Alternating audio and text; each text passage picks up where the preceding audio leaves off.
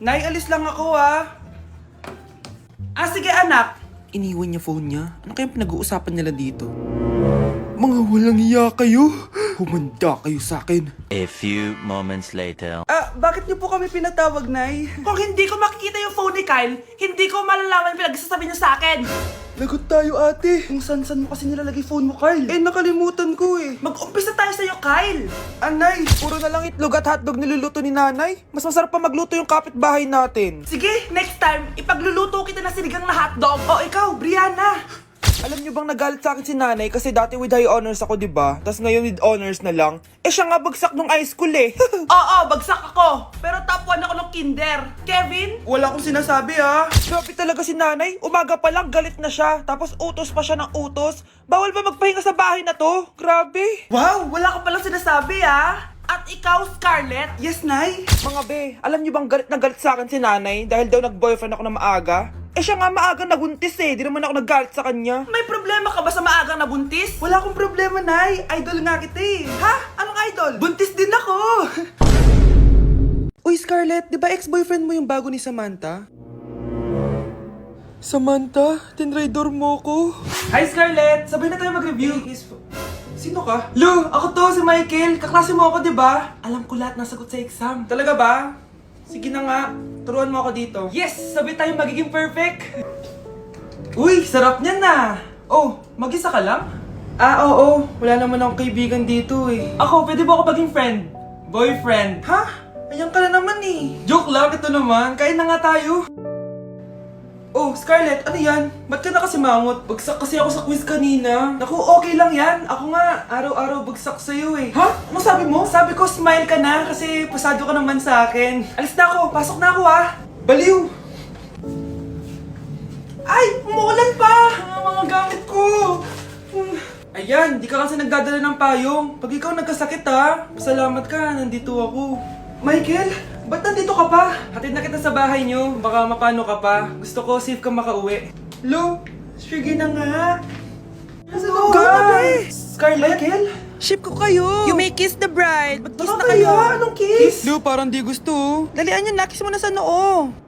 Humanda ka, Scarlett. Tapos na yung maliligayang araw mo. Hi, Bes! Uy, Bes! Boyfriend ko nga pala, Michael, si Samantha, best friend ko. Hello, Samantha. Nice to meet you. Hi, Michael. Ako nga pala si Samantha. Una na kami, Bes, Bye-bye. Masaya naman kami dati. Inagaw lang siya ni Samantha. Yung best friend ko pa. For our last question, ano ang full name ko? Wala naman yun sa lesson Siyempre, dapat alam niyo yung pangalan ko. Dami namang alam nito. Di ko maalala full name niya. Perfect na sana ako Kapag di niyo nasagutan yan, minus 10 kayo sa akin. Aba, ma'am, paano namin malalaman yung full name mo? Di ka naman nagpakilala sa amin. Ano ka, sikat? Artista? Ang lakas mo mag-minus kapag di nasagutan yung full name mo? Sige nga, ano full name ko? Kapag di mo nasagutan, ma-minus ko yung sweldo mo. Tsaka magagamit ba namin yan kapag nagtrabaho na kami? Di naman, diba? Pakin namin sa full name mo. Okay, class. Last 5 minutes. Hirap naman nito. Be, ano sagot sa number 10? Huwag ka mong sa akin, Samantha. Mapapagalitan tayo kay ma'am. Tamot mo naman. Ayaw mo akong pakopyahin Bilisan nyo, class. 1 minute na lang. Ma'am, nangongopya po si Scarlett sa akin, no? Apakasinungaling mo, Samantha. May nangongopya pala dito. Bagsak ka na sa akin, Scarlett.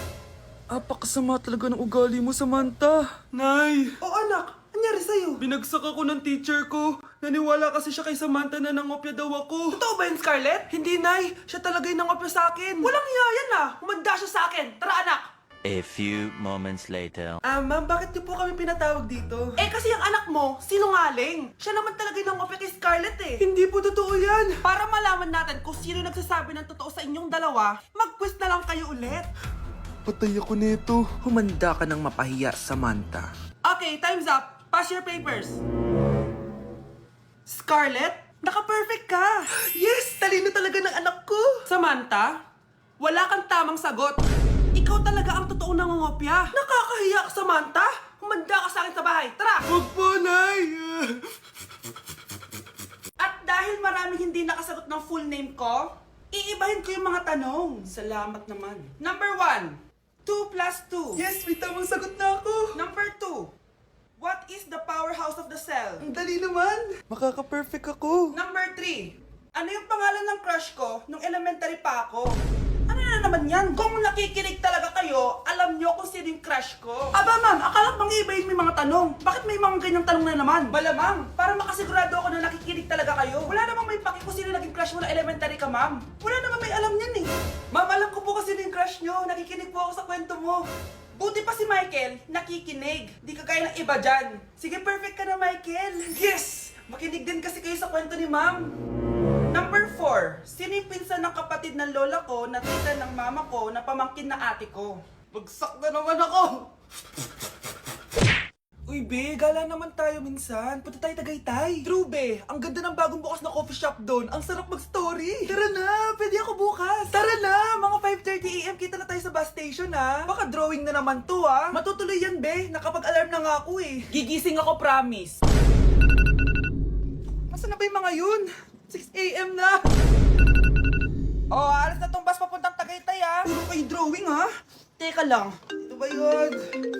Ano ba yan, be? Bakit ka tumatawag? Ano na, be? 6 AM na. Akala ko mapupunta na Tagaytay. Hindi ako pinayagan eh. Sorry, be. Di ka pinayagan o tinatamad ka lang? Baka gusto mo sabihin ko sa nanay mo na 3 subject yung bagsak mo. Ito na nga, be. Maliligo na ako. Wait mo lang ako, ha? Ay, yung isa pa. Hello, be. Di ako makakapunta. May sakit ako. Sakit. Lalong lalala yung sakit mo, be, kapag nalaman ng nanay mo na boyfriend mo yung anak ng kaaway niya. Ay, be, magaling na pala ako. Nakakalakad na ako. 5 minutes nandyan na ako, ha? Madali lang pala kayo kausap eh. Let's go, Tagaytay!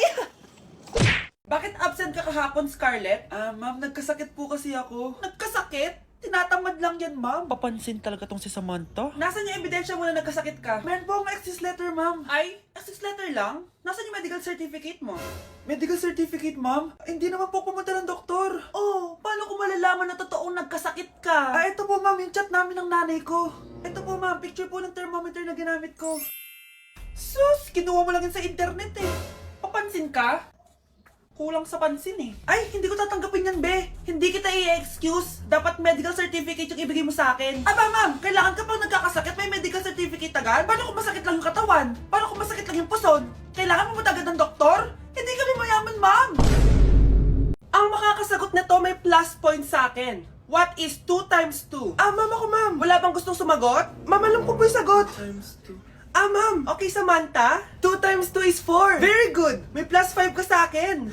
Ang daya naman. Kanina pa ako nagtataas ng kamay. Ma'am, pwede pa po ba ako mag-take ng quiz? Absent kasi ako kahapon eh. Ay, hindi na!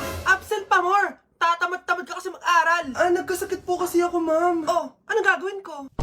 Ma'am, pwede ba ako mag-quiz kahit absent din ako kahapon? Oo naman! O ito, magsimula ka na! Thank you po, ma'am. Bakit siya pwede mag-quiz, ma'am? Bakit? May problema ka ba? Oo, may problema ako! Favoritism ka! Palagi na lang sa Samantha yung binibigyan mo ng chance! May galit ka ba sa akin, ma'am? Sabihin mo. Hindi ako galit sa'yo! Pero sa nanay mo, oo! Huwag na huwag mong dadama yung anak ko sa problema mo sa akin!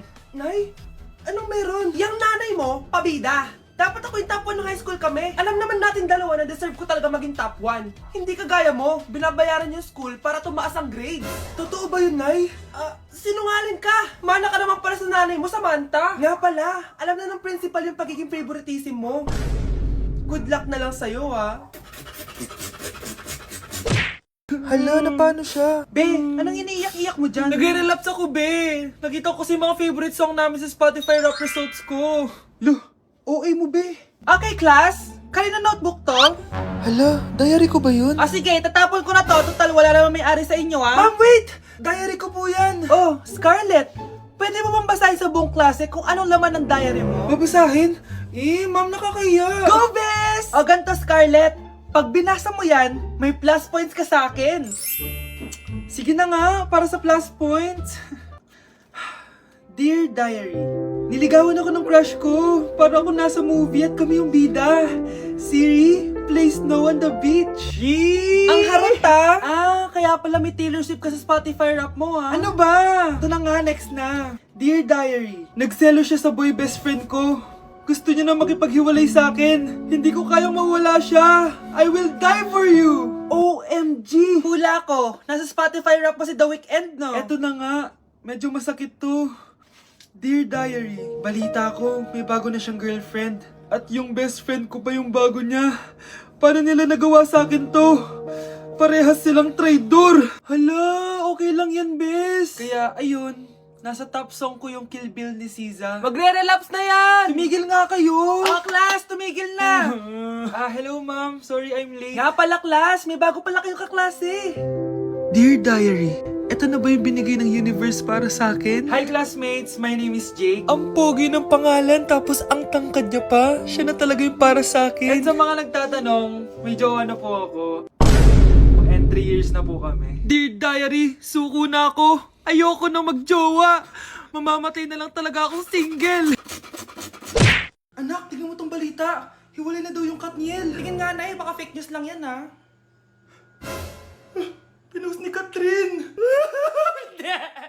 Hindi pwede mawala ang Katniel. Hindi niya! Katrin! Bakit niyo ginawa sa amin to? Okay na ito.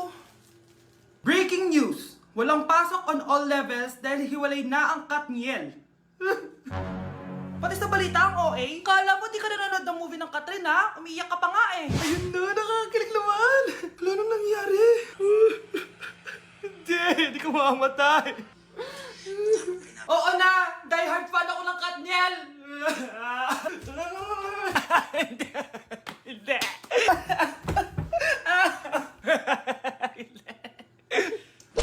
Nay, ang taas ng grades ko oh!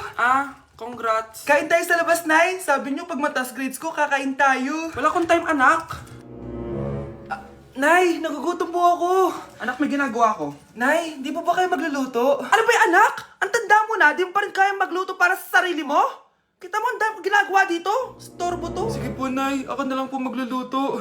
Mari! Oh, Mare, ba't parang takot ka? Ang dami na kasi nawawalang bata sa barangay natin. Yung kapitbahay natin, 4 na araw na nawawala yung anak niya. Baka naman nag-away lang sila tapos lumayas yung anak niya. Basta ikaw, Scarlett, palagi kang mag-iingat, ha? Sige po, tita. Masyado ko nagpapaniwala sa fake news, Mare. Nay, tignan niyo po yung drawing ko, oh. Ang ganda, anak. Di mo pa naman nakita, eh. Nay, punta po kayo sa school bukas. Kakanta po ako sa stage. Sige, anak. Pupunta ako pag may free time ako. Talaga, Nay? Yay! Uy, Mare, kakanta anak mo ngayon. Hindi ka ba pupunta? Hindi na siguro, Mare. Marami pa akong gagawin. Hinihintay ka nun. Pagbigyan mo na, minsan lang. Naku, Mare, sagabal lang yun sa trabaho ko. Sige na, marami pa akong gagawin, no? Nasaan ka na ba, Nay? Malapit na akong tawagin. Hindi ka mahal ng nanay mo. Mahal ako ng nanay ko! Tao po! Bakit po, sir? Kayo ba yung nanay ni Scarlett? Opo. Ma'am, nawawala po yung anak nyo. Ano? Si Scarlett? Aware naman siguro kayo na maraming nawawalang bata dito sa barangay natin, ma'am. Scarlett? Yung iba, ma'am, hindi na namin nahanap. Napakawalang kwenta mong nanay. Disturb mo yan.